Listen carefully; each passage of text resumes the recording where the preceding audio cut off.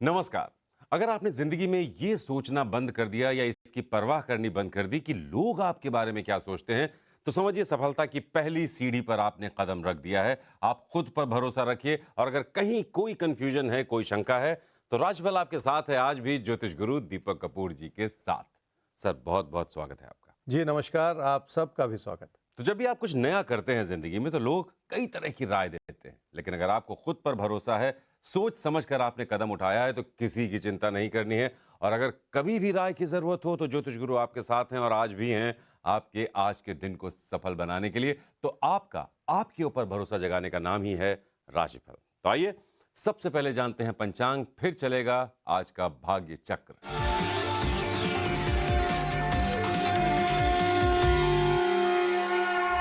आज 17 अक्टूबर 2022 है और सोमवार का दिन। श्री विक्रमी संवत 2079 और शक संवत 1944। कार्तिक मास चल रहा है और कृष्ण पक्ष। सप्तमी तिथि है सुबह 9:30 तक और उसके बाद अष्टमी तिथि है। पुनर्वसु नक्षत्र है देर रात 5:12 तक और उसके बाद पुष्य नक्षत्र है। चंद्रमा चल रहे हैं मिथुन राशि में और चंद्रमा कर्क राशि में प्रवेश करेंगे रात 10:28 पर।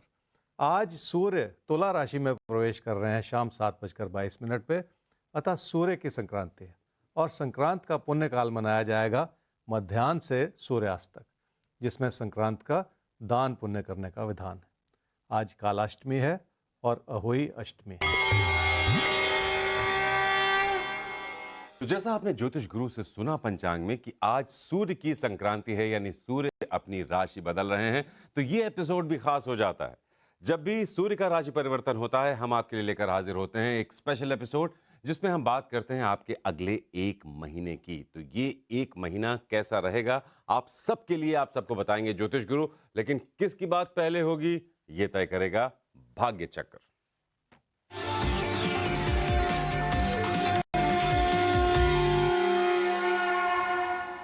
तो भाग्य चक्र जाकर रुका है तुला और वृश्चिक आप पर। तो आइए देखते हैं सूर्य की यह संक्रांति, सूर्य का राशि परिवर्तन अगले एक महीने तक जीवन के अलग अलग क्षेत्रों में आपको कैसे प्रभावित करने वाला है और आपको क्या करना है, क्या बिल्कुल नहीं करना है। ज्योतिष गुरु। तुला राशि वालों के लिए पैसे से जुड़ी मुश्किलें रही हैं, पर अपनी आर्थिक स्थिति से आप बहुत ज़्यादा खुश नहीं, इसलिए मन में बहुत सारी परेशानियों ने आपको घेर रखा है। क्या करना चाहिए आने वाले एक महीने में?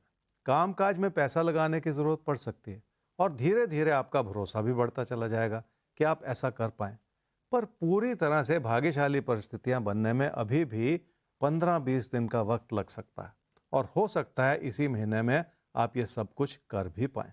क्या न करें आने वाले एक महीने में? लोगों को इस नज़र से ना देखें कि आपके मन में उनके प्रति भरोसा टूटता चला जाए, क्योंकि वही लोग आपके लिए मददगार भी हो सकते हैं। इसलिए उन्हें नाराज करते चले जाना ठीक नहीं है।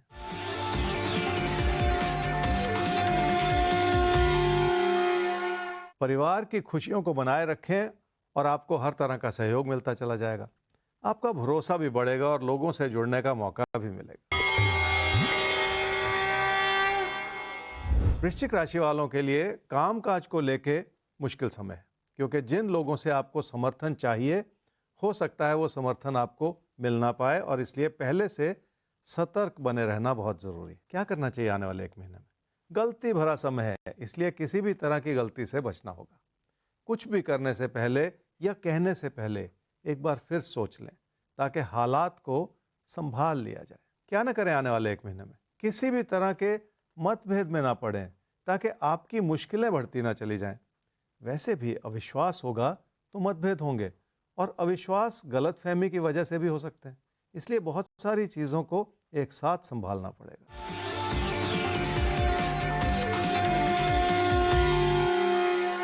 प्यार मोहब्बत से जुड़े विचार बहुत प्रबल हैं और आने वाले महीने में आपकी इच्छाएं भी बढ़ रही, पर फिर भी समय अस्थिरता दिखा रहा है, जिसमें एक एक कदम आगे बढ़ाना ही बेहतर होगा। तो मेहनत से सब कुछ संभव है और आपको मेहनत की दिशा में ही लेकर जाता है आपका ये शो राशिफल।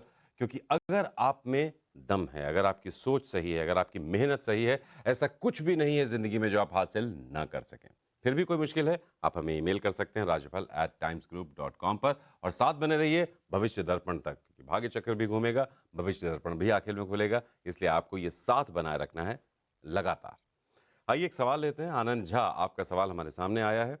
26/5/1966 7 बजे रात में जन्म हुआ है, मुजफ्फरपुर, बिहार। 3 बेटे हैं, एक सॉफ्टवेयर इंजीनियर है, एक नेशनलाइज बैंक में पीओ हैं, तीसरा एग्जाम की तैयारी कर रहा है, बैंक एग्जाम की ही तैयारी कर रहा है। आपने लिखा यह है कि आपका जो बिजनेस था, व्यवसाय, वो लगभग समाप्ति की कगार पर है। किसी चीज़ में मन नहीं लग रहा है क्योंकि अब आप ये सोच रहे हैं कि अभी तक अपना घर क्यों नहीं हो पाया, ये आपको एक चिंता है।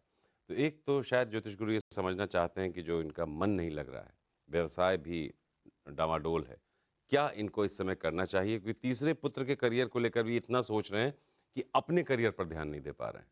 तो क्या कहेंगे आप? आनंद जी, आपकी कुंडली है वृश्चिक लगन की और सिंह राशि की। आपकी महादशा इस समय चल रही है जी राहु की, और अंतर्दशा चल रही है शनि की दिसंबर 2023 तक। एक बेटे की सेटलमेंट को लेके भी चिंता है और अपना घर भी नहीं है, तो बहुत सारी चिंताएं एक साथ जब आती हैं तो फिर मन परेशान होता है। इसीलिए शायद जैसा आपने कहा कि आप अपने काम के प्रति भी उतना ध्यान नहीं दे पा रहे, या काम में कोई कमी आ गई है, जैसा आपने कहा।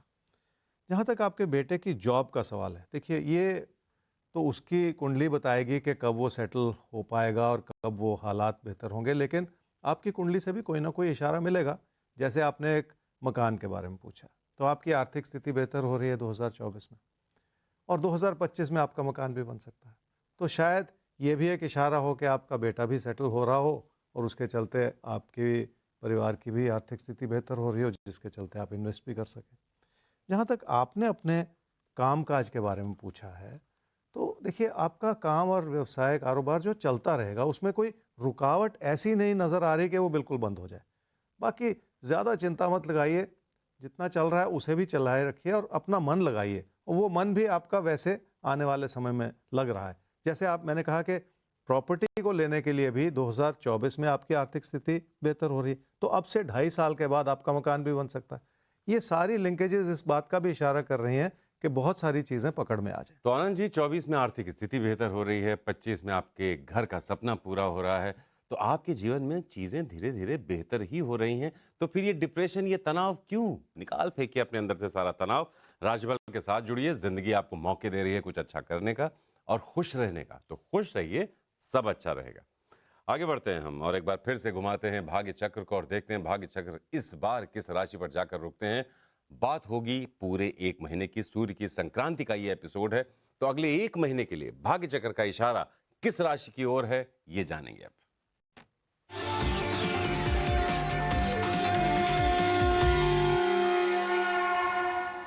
तो कुंभ और मीन राशि तैयार हो जाइए अगले 1 महीने के लिए। क्या करना है क्या नहीं, ये जानने के लिए ज्योतिष गुरु से। कुंभ राशि वालों को लगेगा कि रिश्ते कमजोर पड़ रहे हैं, पर आने वाले महीने में बहुत सारा सुधार होता चला जाएगा और हालात आपके पक्ष में बनते चले जाएंगे। तकदीर का खेल है कि ऐसा सब कुछ हो रहा है। अभी भी आपको अपनी ओर से बहुत कुछ करना है, ये बहुत ज़रूरी है। क्या करना चाहिए आने वाले 1 महीने में? किसी प्यार मोहब्बत के संबंध को बनाए रखने की कोशिश आपको करनी होगी, पर दूरियां बनाते चले जाने से भी बचना होगा। छोटी छोटी बातों को संभाल लिया जाए, तभी बात बनती है, तभी हालात पकड़ में आते हैं। क्या ना करें आने वाले 1 महीने में? अपने दोस्तों और अपने भाई बहनों के प्रति अविश्वास बनाते चले जाना ठीक नहीं है, क्योंकि ऐसा करने से व्यर्थ की बहस छिड़ सकती है जो आपकी मुश्किलों को बढ़ाए। इसलिए अपने मन में ऐसी कोई नकारात्मकता बिल्कुल ना आने दें।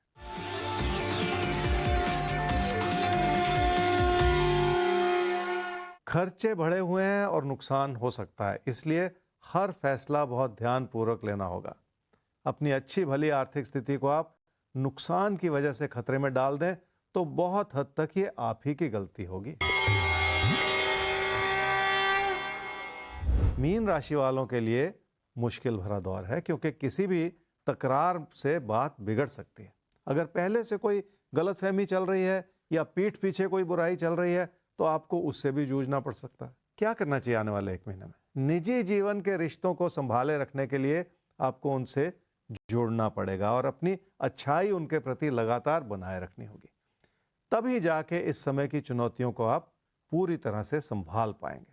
क्या ना करें आने वाले 1 महीने में? अपनी ही परेशानियों के चलते आप कोई ऐसी बात ना कहें जो किसी भी बात को बिगाड़ती चली जाए। इसलिए अपने मन में उन परेशानियों को उभरने ना दें जो आपका नुकसान कर सकती है। ताकि हालात को संभालने में कोई आपकी ओर से कमी ना रह जाए।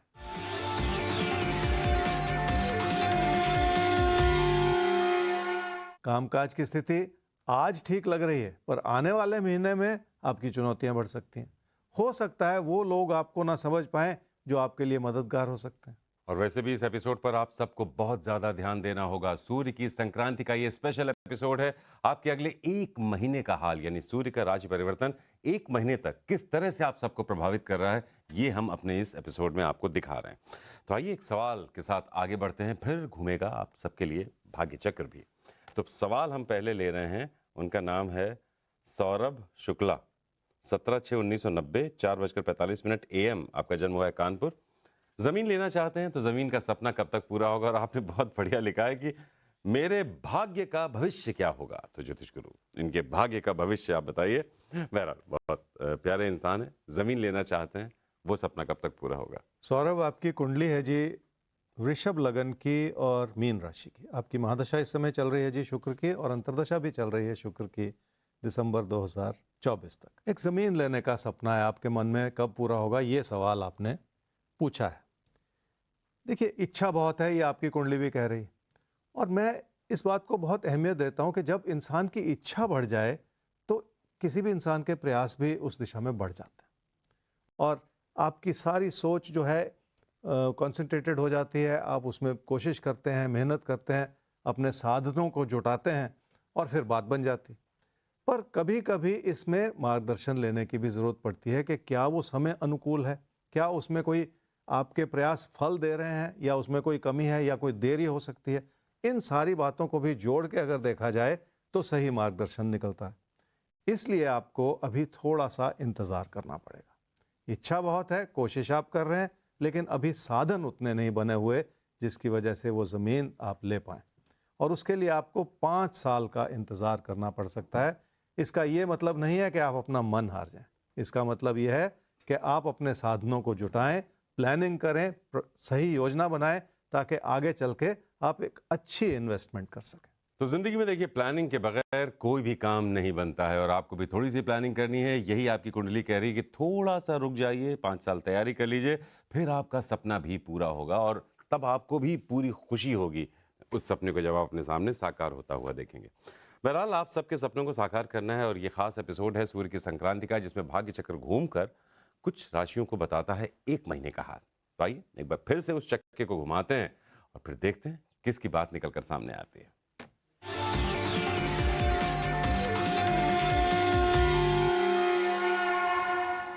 तो भाग्य चक्र में अब उभर कर सामने आई हैं सिंह और कन्या राशियां। तो आइए आपके अगले एक महीने का क्या कहता है राशिफल, क्या करें क्या बिल्कुल ना करें, ज्योतिष गुरु बताइए, सूर्य की संक्रांति क्या कह रही है इनसे?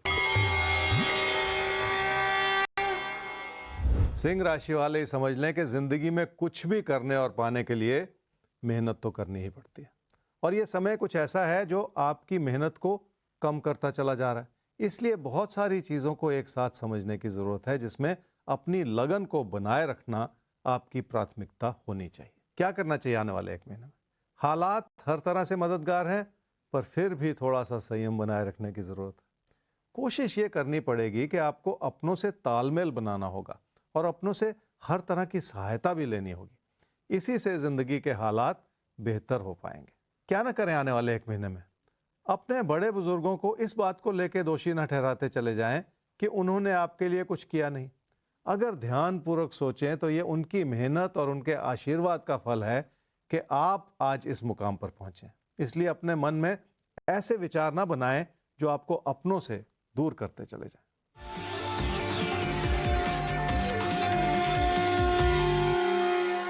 अपने प्रदर्शन को दिशाहीन बनाते चले जाने से भी चुनौतियां पैदा हो जाती हैं, जबकि आपके अंदर हर तरह की क्षमता है कि आप बहुत कुछ कर पाएं, पर आप ऐसा कर नहीं पा रहे, और इसी वजह से आपको इस समय चुनौतियां झेलनी पड़ रही।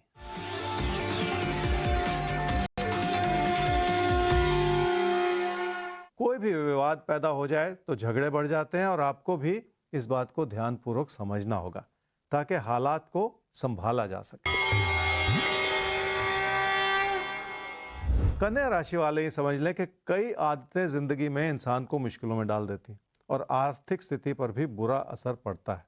आप भी ऐसे ही दौर से गुजर रहे हैं, पर आने वाला महीना इसमें सुधार भी ला सकता है और आपकी आर्थिक स्थिति को भी बेहतर कर सकता है। पर उन आदतों को फिर भी संभाले रखने की जरूरत पड़ेगी जिनके बारे में मनन करना होगा आपको। क्या करना चाहिए आने वाले एक महीने में? काम और कारोबार से जुड़ी चुनौतियों को अगर ध्यानपूर्वक समझेंगे तो उन्हें संभालना भी आसान हो जाएगा। आपकी मेहनत भी उभर कर आएगी और आपके कामकाज से लाभ भी बना रहेगा। क्या न करें आने वाले एक महीने में? अपनी मुश्किलों को इतना भी अपने ऊपर हावी ना होने दें कि सब कुछ बुरा लगना शुरू हो जाए।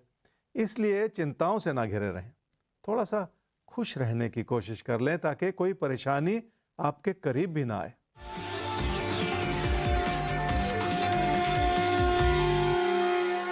रिश्तों की अच्छाई हर तरह से बनी हुई है, पर उसे बनाए रखने की जरूरत है। थोड़ा बहुत जो उतार चढ़ाव है उसे भी अपनी लगन से आने वाले महीने में बनाए रखा जा सकता है। आपकी मधुरता इसमें बहुत बड़ा काम करेगी।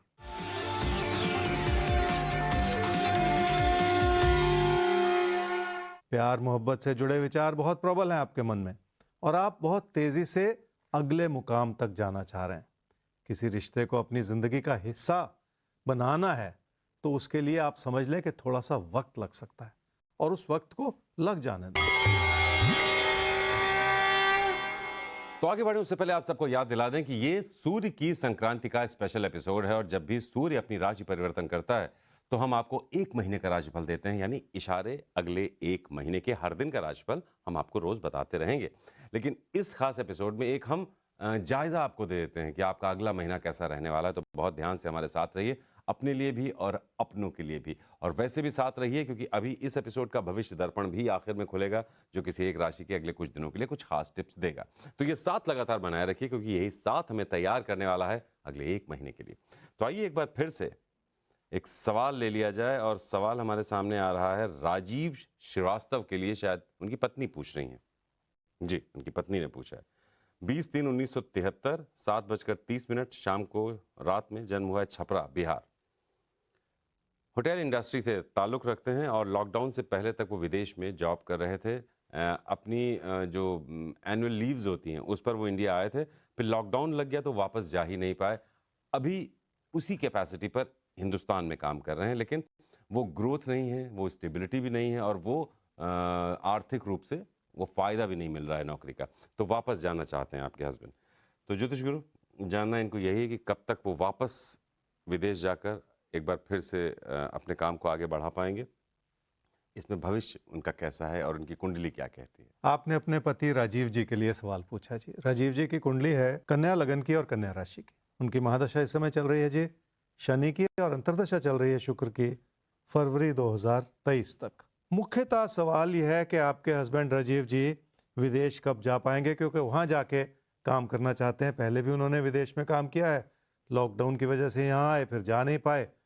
इस तरह की बहुत सारी परेशानियां कई लोगों ने झेली हैं, पर अगर राजीव जी ये प्रयास बनाए रखेंगे 2023 में तो बहुत हद तक संभव है कि बात बन जाए और विदेश जाने का योग कहीं ना कहीं 2023 के मध्य में, अब से 7-8 महीने के बाद, 9 महीने के बाद ये बन रहा है उसके आसपास, और ये प्रयास अभी से बनाए रखना होगा। जहाँ तक जॉब चेंज की संभावनाएं या डेवलपमेंट्स किस रूप से शुरू होनी चाहिए, वो समय बन जाता है जी कहीं फरवरी-मार्च 2023 से। तो आप ये कोशिश करें कि फरवरी-मार्च 2023 से अपनी कोशिशों को बढ़ा दें, क्योंकि जॉब चेंज के योग बन जाएंगे और उसी के साथ साथ अगले 2-3 महीने में फिर स्थान परिवर्तन के योग भी बन जाएंगे और विदेश जाने की संभावनाएं भी बढ़ जाएंगी। तो फरवरी-मार्च से लेकर जुलाई, ये पूरा का पूरा समय आपकी मदद कर सकता है आपकी इच्छाओं की पूर्ति के लिए। आप काम भी अपना बेहतर कर पाएं, विदेश में भी मौका मिल जाए, जो आप चाह रहे हैं वो सारी चीज़ें 2023 में इस पीरियड में संभव हो पाएंगी। तो क्या बात है, बस करना यह है कि फरवरी 2023 से अपने प्रयास बढ़ा देने हैं। बाहर जाने की जो कोशिशें हैं उन्हें थोड़ा तेज कर देना है। फिर उसके 2-2.5 महीने बाद वो माहौल बन जाएगा, समय आ जाएगा जब वो विदेश भी जा सकते हैं। तो जो सपना वो देख रहे हैं उसके पूरे होने का समय नज़दीक आ रहा है, तैयारी शुरू कर दीजिए। और विदेश जाकर भी राशिफल देखते रहिएगा, हम वहाँ पर भी आपको बताते रहेंगे कि आपको अपनी ज़िंदगी में आगे कैसे बढ़ना है। तो आइए, हम सबको आगे बढ़ना है ज़िंदगी में और इस एपिसोड में भी हमें आगे बढ़ना है, लेकिन हम आगे बढ़ पाते हैं भाग्य चक्र के मुताबिक, क्योंकि साहब चलाते तो हम हैं लेकिन वो रुकते अपनी मर्जी से। तो आइए देखते हैं किस राशि का हाल लेकर आते हैं वो अगली एक महीने का।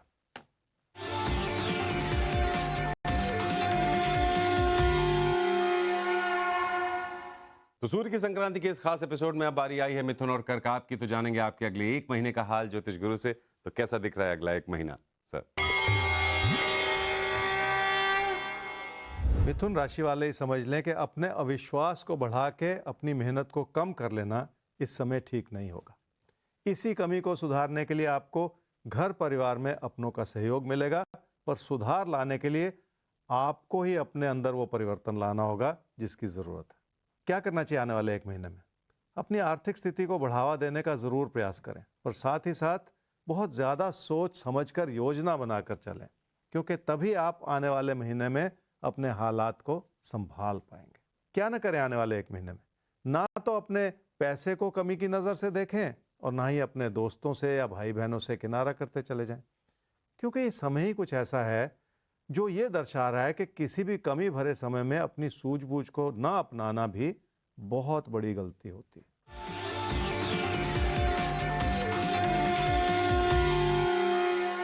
रिश्तों की अच्छाई सुधर रही है और आने वाले समय में उसमें और बढ़ोतरी होती चली जा रही है। यहां तक कि कारोबारी रिश्तों को भी बखूबी संभाला जा सकता है। कर्क राशि वालों के लिए फिलहाल किसी जमीन जायदाद में निवेश करने का समय अच्छा नहीं है, पर जैसे जैसे ये महीना आगे बढ़ेगा बेहतर संभावनाएं बनती चली जाएंगी और आपके मन में भी प्रेरणा जगेगी कुछ ऐसा कर लिया जाए। पर इस बारे में मनन करके ही किसी नतीजे पर पहुंचना होगा आपको। क्या करना चाहिए आने वाले एक महीने में? खर्चे बढ़े हुए हैं और अस्थिरता का माहौल है। कामकाज को लेकर भी थोड़ी सी अस्थिरता बनी रह सकती है, जिसे संभाल लेने की जरूरत है। अपने मन को बहुत शांत रखना होगा, तभी जाके ये बात बनेगी। क्या ना करें आने वाले एक महीने में? कामकाज से जुड़ी अस्थिरता का एक बहुत बड़ा कारण यह है कि आपको कुछ भी अच्छा नहीं लग रहा और काम से भी आपका मन हटता चला जा रहा है। ऐसे ही किसी दौर में कामकाज से जुड़े फैसलों में गलती हो जाती है, इसलिए कुछ भी ऐसा ना करें जो आपकी मुश्किलों को बढ़ाए। आने वाले महीने में रिश्तों से जुड़ी अच्छाई बेहतर होती चली जा रही है और ये भी कोई छोटी बात नहीं।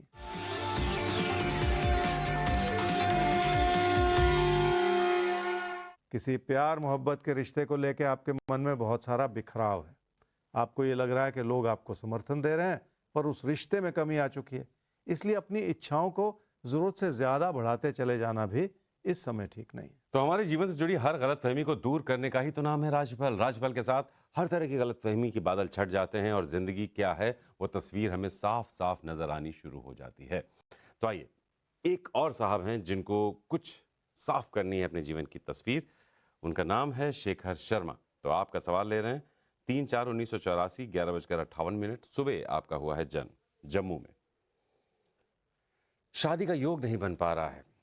पिताजी की तबीयत खराब रहती है, माता पिता के साथ आप घर पर रहते हैं, अकेलापन बहुत ज़्यादा है। कई बार शादी की बात चली लेकिन बात बन नहीं पाई, शादी हो नहीं पाई। तो ज्योतिष गुरु जानना यही चाहते हैं कि कब तक शादी का योग बन रहा है, और माता पिता की सेहत से जुड़ा भी सवाल पूछा है। उसके लिए तो खैर उनकी कुंडली होनी चाहिए। शादी, ये एक बड़ा सवाल है इस समय इनका। शेखर, आपकी कुंडली है जी मिथुन लगन की और मेष राशि की। आपकी महादशा इस समय चल रही है जी मंगल की और अंतर्दशा चल रही है राहु की अगस्त 2023 तक। शादी की बात चलती है आपने कहा, पर कुछ होता ही नहीं है, बात फिर टूट जाती है, आगे बढ़ता ही नहीं कुछ भी मामला।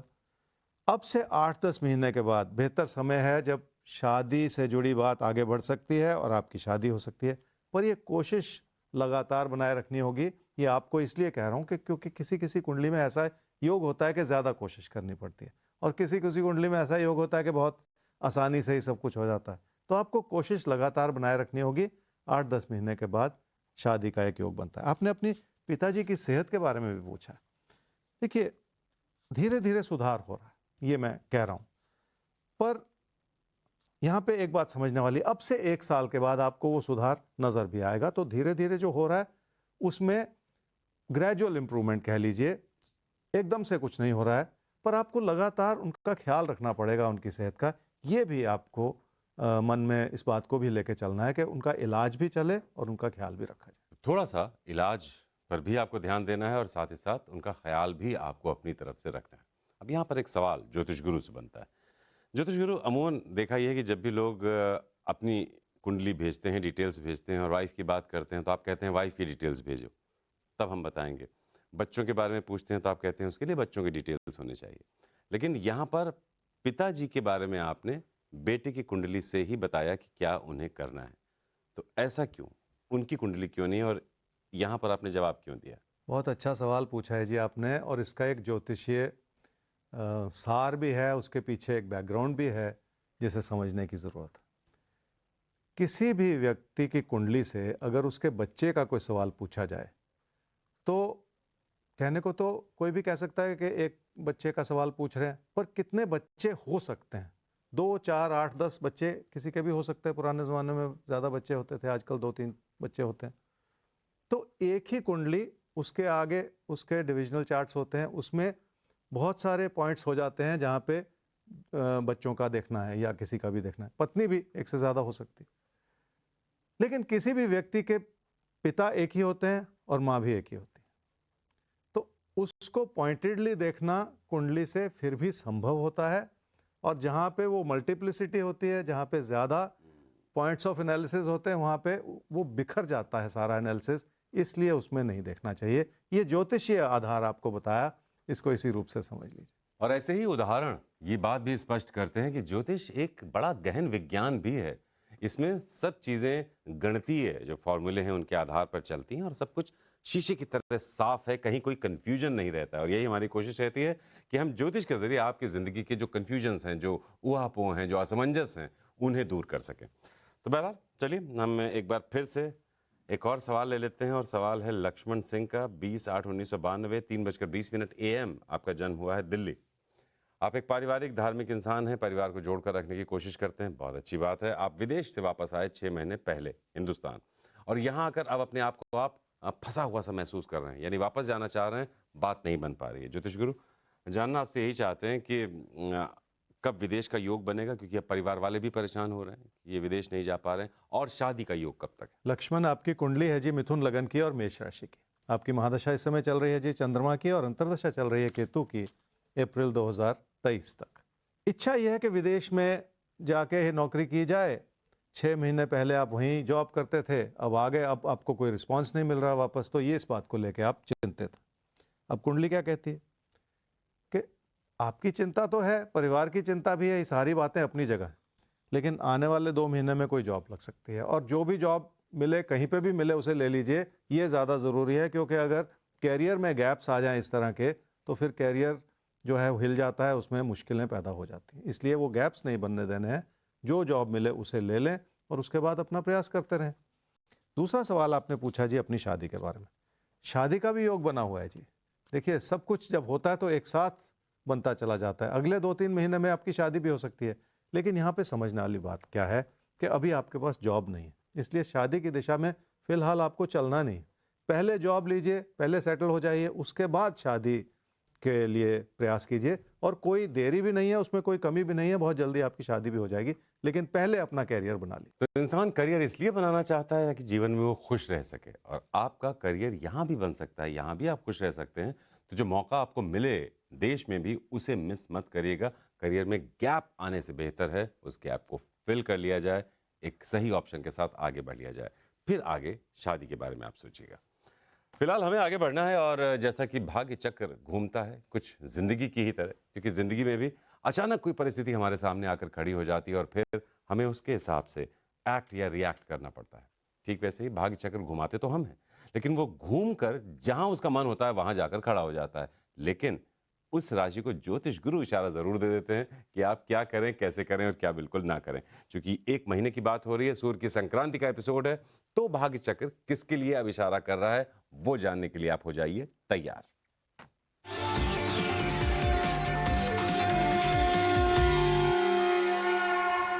तो मेष और वृषभ ज्योतिष गुरु सामने आया है। तो सूर्य की संक्रांति अगले 1 महीने के लिए क्या कह रही है मेष और वृषभ से? मेष राशि वालों के लिए रिश्तों को संभालने का और सहेजने का समय, और आने वाले महीने में आपको रिश्तों से वो सुख और सुकून भी मिलेगा जो किसी भी कमी को पूरा कर दे। हो सकता है इस दौरान किसी प्यार मोहब्बत के रिश्ते को आगे बढ़ाना कठिन हो, पर घर परिवार में अपनों से जुड़ने का मौका मिलेगा जो जिंदगी के सुख को बनाए रखे। क्या करना चाहिए आने वाले 1 महीने में? इस बात को याद रखें कि अपनी मेहनत से ज़िंदगी में कुछ भी हासिल किया जा सकता है और अगर किसी काम में लगन बनी रहे तो मेहनत करना भी आसान हो जाता है और इस दिशा में जो भी कमी है वो भी आने वाले महीने में दूर होती चली जाएगी और आपकी मेहनत के अच्छे नतीजे मिलते चले जाएंगे। क्या न करें आने वाले 1 महीने में? अपने मन में किसी भी तरह का ऐसा अविश्वास बना के ना चलें जिसके चलते आप अच्छाई को समझ ना सकें या परख ना सकें।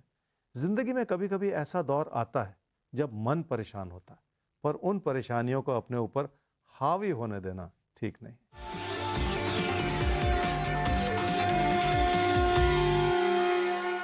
जो भी इस समय आप खर्चा कर रहे हैं वो कहने को तो शुभ खर्चे हैं, इसलिए आप उन्हें खुशी से कर रहे हैं और उसे नुकसान की श्रेणी में नहीं डालना चाहिए। पर अगर खर्चे आपकी योजना से कहीं ज्यादा बढ़ जाएं तो उसका दूसरा नाम नुकसान ही है, इसलिए संभलने की जरूरत है।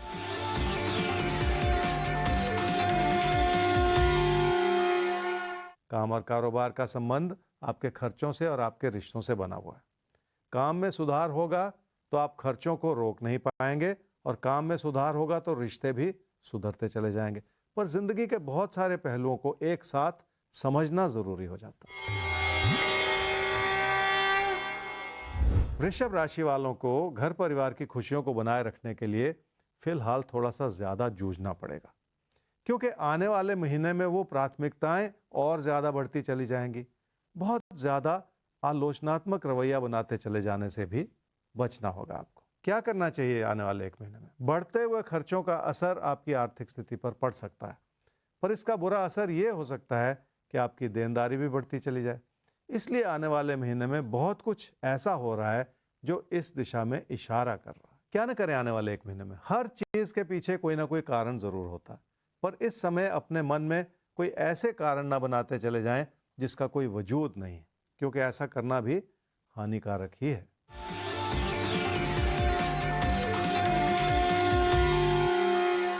आर्थिक स्थिति ठीक है, पर पैसे से जुड़े दबाव बढ़ सकते हैं। अभी तो आपकी बचत बनी हुई है, पर हो सकता है आने वाले महीने में आपकी बचत पर भी दबाव आते चले जाएं। इसलिए पहले से सोच समझकर चलने की जरूरत है। तो एक बार फिर से आप सबको याद दिला दें कि अभी भविष्य दर्पण खुलना बाकी है। इस स्पेशल एपिसोड में सूर्य की संक्रांति का ये एपिसोड है जिसमें हम बात कर रहे हैं आपके अगले 1 महीने तक क्या हो सकता है जीवन के अलग अलग क्षेत्रों में उसकी। तो साथ ही बनाए रखिएगा। अभी हम लेने जा रहे हैं एक सवाल, और सवाल हमारे सामने राजेंद्र कुमार आपने पूछा है अपनी पत्नी स्वाति के लिए। तो स्वाति जी की डिटेल्स हैं 26/9/1986 3 बजे दोपहर बाद जन्म हुआ है, मोरिंडा पंजाब। पोस्ट ग्रेजुएशन किया है, फिर बीएड भी किया है। पहले छोटे बच्चों को स्कूल में पढ़ाया करती थी। अब उनका मन है कि एक बार फिर से टीचिंग को आगे बढ़ाया जाए और वो एक अच्छी नौकरी चाहती हैं। आपने लिखा है सरकारी नौकरी भी करना चाहती हैं टीचिंग फील्ड में। सेहत उनकी खराब रहती है, बहुत ज़्यादा पेट दर्द होता है, बुरा हाल हो जाता है, तमाम इलाज करवा चुके हैं, कोई फ़ायदा नहीं हुआ है। तो सवाल 2 आपके निकल कर आते हैं। एक तो क्या इनका टीचर बनने का सपना ज्योतिष गुरु पूरा हो पाएगा इनकी पत्नी स्वाति का, और वो जो प्रॉब्लम है सेहत से जुड़ी उसको लेकर क्या कहती है कुंडली? राजेंद्र जी, आपने अपनी पत्नी स्वाति जी के बारे में सवाल पूछा। स्वाति जी की कुंडली है मकर लगन की और मिथुन राशि की। उनकी महादशा चल रही है जी शनि की और अंतर्दशा चल रही है शुक्र की अप्रैल 2023 तक। कैरियर तो बनाना ही चाहिए और कैरियर बनाने के लिए आने वाले 3-4 महीने में, बल्कि मैं तो यहाँ तक कहूँगा अप्रैल मई 2023 तक, ये लगातार एक योग बना हुआ है जिसके चलते उन्हें जॉब मिल सकती है। और जो जॉब मिले पहले तो उसे ले लेना चाहिए, फिर अच्छी जॉब के लिए प्रयास करते रहना चाहिए, वो अलग बात है। तो खास इशारा अगले 3 महीने का, लेकिन वो पीरियड अप्रैल मई 2023 तक भी आगे चल सकता है। इसलिए 6 महीने मान लीजिए, 6-7 महीने मान लीजिए, अच्छा ही समय है कैरियर बनाने के लिए। और कैरियर बनाना इस दौरान आसान भी हो सकता है, थोड़ी सी मेहनत करने से ही बात बन सकती है, ऐसा भी कुंडली का इशारा। दूसरी बात, आपने सेहत से जुड़ी बात कही। 6 महीने के बाद पेट से जुड़ी समस्याओं में कुछ सुधार हो सकता है, लेकिन कुंडली में एक योग है जो पेट से जुड़ी समस्याएं दर्शा रहा है। जब भी ऐसा होता है तो ज़्यादा केयर करने की ज़रूरत पड़ती है, और आपको इस समय भी मैं ये कहूँगा कि कोई और ओपिनियन ले लेनी चाहिए, किसी और डॉक्टर को भी दिखा लेना चाहिए, ताकि पूरी बात समझने में कोई कमी ना रह जाए। तो बेहतर होगा किसी अच्छे गैस्ट्रोफिजिशियन को आप दिखाएं, एक बार उनकी सेहत की और जांच करवाएं, ज़रूर चीज़ें पकड़ में आ जाएंगी, क्योंकि 6 महीने बाद उनकी समस्या में सुधार होने के संकेत हैं, मगर तब जब अभी आप अपनी तरफ से एक और ओपिनियन लेते हुए उनके इलाज की शुरुआत कर पाएं। बाकी टीचिंग के लिए भी अच्छा समय है। मान के चलिए 6 से 7 महीने उनके करियर के लिए जो आने वाले हैं उसमें अच्छा मौका उन्हें मिल सकता है, अच्छा मौका दे सकता है समय उन्हें। तो आइए आगे बढ़ते हैं और एक बार फिर से अपने भाग्य चक्र को घुमाकर देख लेते हैं कि सूर्य के संक्रांति के इस खास एपिसोड में अब किसकी बात बाकी है।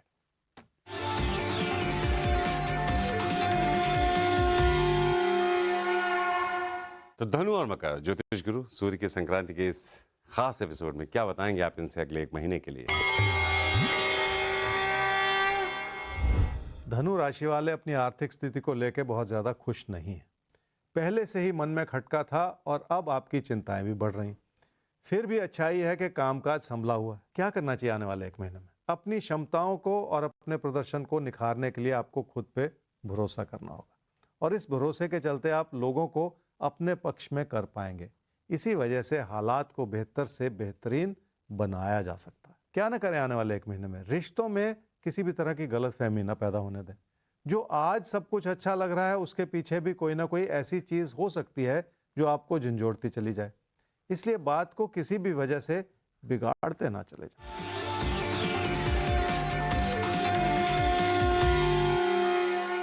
आर्थिक स्थिति में सुधार हो रहा है और आपकी चिंताएं अपनी जगह हैं, पर उन चिंताओं की वजह से दुखी होते चले जाना ठीक नहीं, क्योंकि धन का आगमन बनता चला जा रहा है।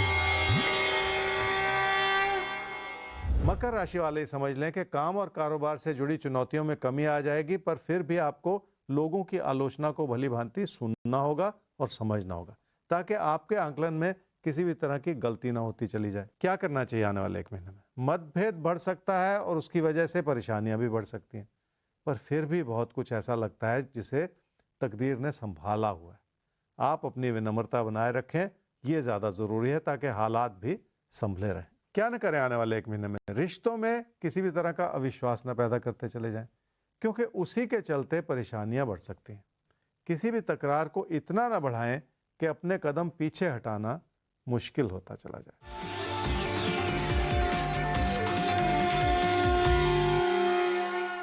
पढ़ाई में मेहनत करने का समय है और आने वाला महीना आपको अच्छे नतीजे भी दे सकता है।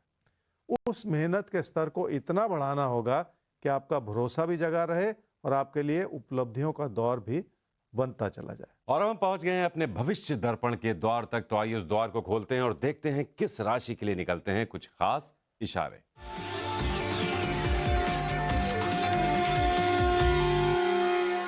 सिंह राशि वालों के लिए हालात सुखद रहे हैं, पर आने वाले महीने में ये समय आपसे और ज्यादा मेहनत करवाएगा ताकि आप अपने हालात को और सुधारते चले जाएं।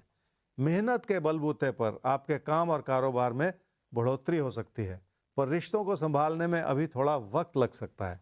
जिंदगी में इस तरह के उतार चढ़ाव बने रहना बहुत स्वाभाविक सी बात, पर अगर उन्हें पहले से समझ लिया जाए या संभाल लिया जाए तो इतना भी मुश्किल नहीं होता जितना हम सोच बैठते हैं। आने वाले महीने में आपको अपनी प्रेरणा को जगाना होगा, पर हालात के अनुरूप अपनी मेहनत को बढ़ाना भी होगा, तभी जाके आप अपने सपने पूरे कर पाएंगे। और आप सब अपने सपने जरूर पूरे कर पाएंगे, क्योंकि जैसा हमने प्रोग्राम की शुरुआत में कहा था कि अगर अपने सपने की तरफ बढ़ते हुए आपने तमाम दुनिया के लोगों की बातों को अनसुना करते हुए आगे बढ़ने की ठान ली है, तो आप सफलता की दिशा में पहली सीढ़ी चढ़ चुके हैं। हम आपको सफलता के शिखर तक देखना चाहते हैं, बस ये साथ बनाए रखिए। राशिफल आपको मौका देगा अपनी ताकत को पहचानने का, ताकि आप उसी ताकत के दम पर अपनी जिंदगी में आगे बढ़ें, अपने लक्ष्य को चूमें। तो फिलहाल अभी वक्त है इजाजत लेने का आप सबसे। ज्योतिष गुरु आपका भी आज के लिए बहुत बहुत शुक्रिया जी। नमस्कार, और आप सबका भी बहुत बहुत धन्यवाद। तो ये साथ बनाए रखिए और कोई भी सवाल समस्या हो तो हमें ईमेल करिए rajifal@timesgroup.com पर। फिलहाल अभी दीजिए इजाजत, लेकिन देश और दुनिया की तमाम खबरों के लिए आप देखते रहिए टाइम्स नाउ नव भारत। नमस्कार।